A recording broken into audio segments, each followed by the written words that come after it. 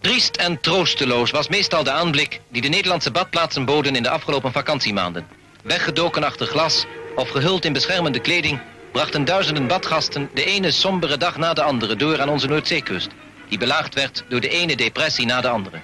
Voor zover ze niet verlaten waren, herbergden de kampeerhuisjes op onze stranden kinderen die binnen moesten blijven met strandspeelgoed. En ouderen die de tijd doorbrachten op een wijze die deed denken aan de lange winteravonden.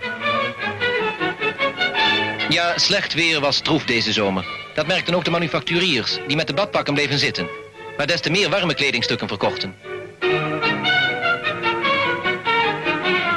Door weer en wind ploeterend probeerden zij, die gedwongen waren binnen onze grenzen te blijven, toch nog iets van hun vakantie te maken. Velen trokken er toch nog op uit om hier of daar te kamperen, maar de meesten hunner trokken zich weer gauw terug uit het leven in de kille natuur om de rest van hun vakantiedagen te kunnen doorbrengen in de beschutting van de steden, waar onder andere de musea veel meer bezoekers kregen dan normaal in de zomer het geval is.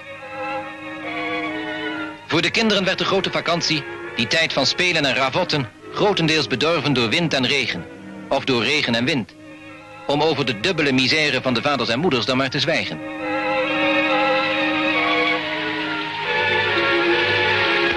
Het is nu al bijna zeker dat de zomer van 1956 de geschiedenis zal ingaan als de miserabelste winter sinds 100 jaar.